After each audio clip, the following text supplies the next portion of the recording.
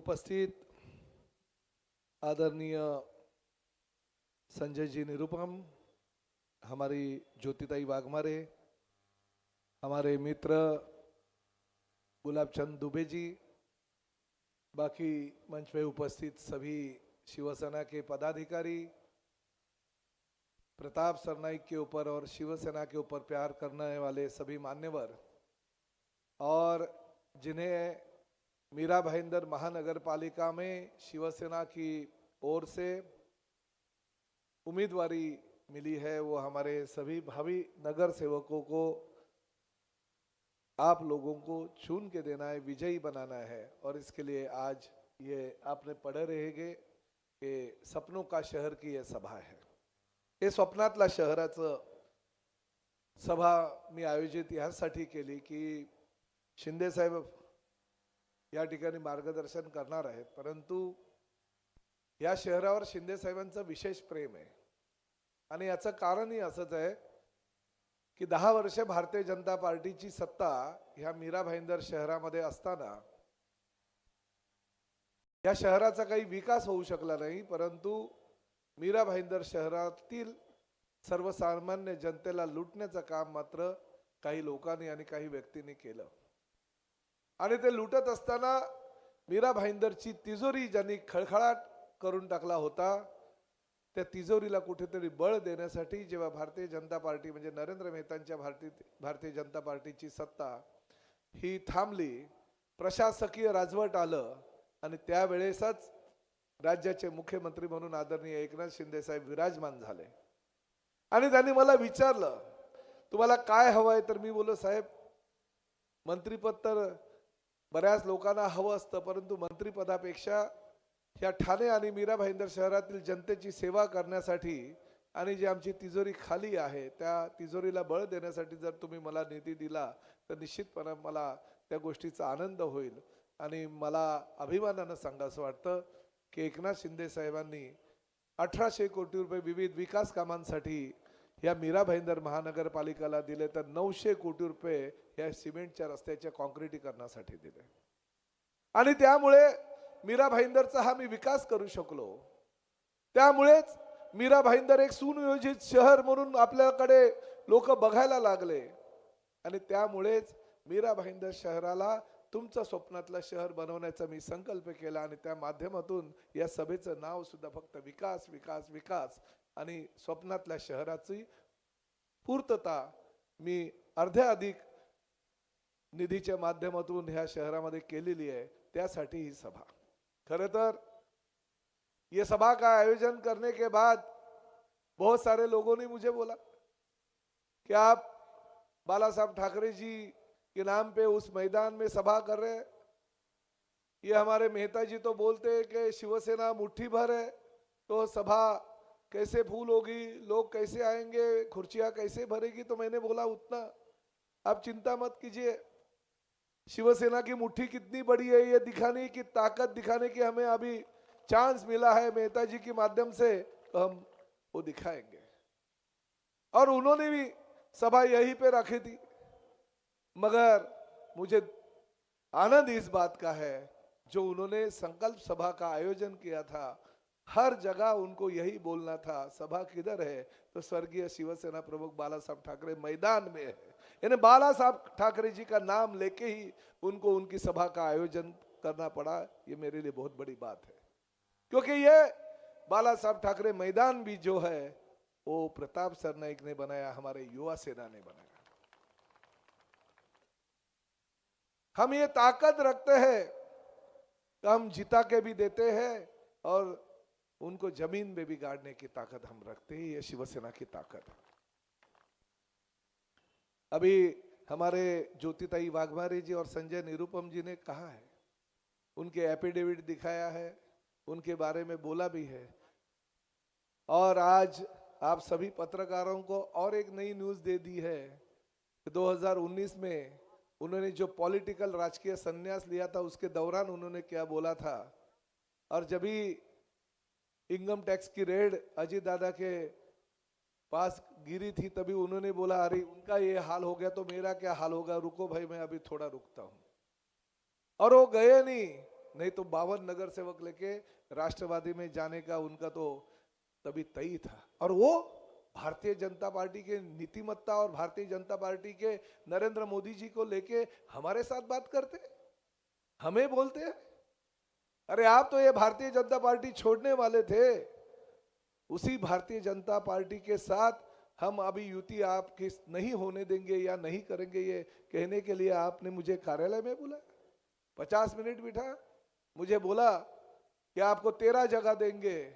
अरे हम तो अभी ये तय करने वाले हैं कि आपकी भी 13 जगह आती है कि नहीं, ये शिवसैनिक तय करेंगे।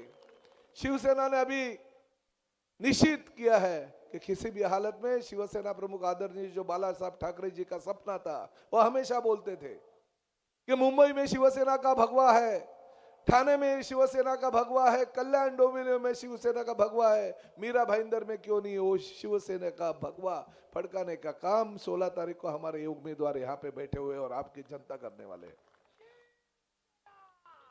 हमें कहा था, बोला कांग्रेस के साथ छुपी युति करते हैं प्रताप सरनाईक, वो भाईजान है। ज्योतिताई ने बोला वो सही है। मैंने बोला ठीक है भाई, भाईजान बोल दिया, मगर उसके आगे मैं जोड़ देता हूं मैं बजरंगी भाईजान हूं, मगर मेरे पूंछ को आपने आग लगा तो दी है, आपकी लंका का दहन प्रताप सरनाईक की करेगा 15 तारीख को, क्योंकि प्यार दिया इस भाईंदर शहर की जनता ने मुझे 4 बार विजयी बनाया। राज्य में 7वें क्रमांक का उम्मीदवार के तौर पे 1,08,000 वोटों से ज्यादा मुझे विजयी बनाया गया, यही मीरा भाईंदर की जनता ने, और तय कर दिया लोगों ने, क्योंकि विकास के काम किए। अभी विकास के लिए कुछ मीरा भाईंदर शहर में बचा नहीं है। जो समाज भवन मैंने अलग अलग बनाए, खासकर मीरा भाईंदर शहर में, देखिए क्या क्या हमने काम किया, वो मैं पढ़ा के आपको अगर दिखाऊंगा तो आपको पता चलेगा कि और इससे ज्यादा क्या विकास हो सकता है। इनके पास मुद्दा नहीं था, इनके पास कुछ बोलने के लिए नहीं था, इसलिए इन्होंने बोला, हमारे मुख्यमंत्री जी को गुमराह किया और बोला कि ये आप बातें करो। अभी ये बातें किया तो मुख्यमंत्री जी ने जो मैंने प्रकल्प पूरे किए उसकी बातें कर दी। जो समाज भवन मैंने पूरे किए उसमें से मिथिला समाज भवन, साउथ इंडियन समाज भवन, हमारे बंगाली समाज भवन, हमारे सरदार वल्लभ भाई पटेल समाज भवन, वारकरी समाज भवन, ये पूरे हो गए और लोकार्पण भी हो गए। मराठा समाज भवन का जोरों से काम चालू है, तो उत्तर भारतीय समाज भवन का काम भी अभी 38 करोड़ रुपए से लागत से बन रहा है। इनका यह सपना था कि प्रताप सरनाईक अगर समाज भवन के नाम से अगर आगे चले गया तो लोग हमारे विरोध में जाएंगे, लोग हमें वोट नहीं देंगे। बार बार बोलते थे ये क्या समाज भवन का शहर है। आज उन्हीं समाज भवनों को लेके उनको मुख्यमंत्री जी को बोलना पड़ा कि समाज भवन के लिए जगह आप ढूंढो, मगर हम निधि भी दे देंगे। उनको क्या पता है कि हमारे एकनाथ शिंदे साहब ने इस समाज भवन के लिए 110 करोड़ रुपए ऑलरेडी दे भी दिए, और मीरा भाईंदर महानगर पालिका तिजोरी में वो आए भी।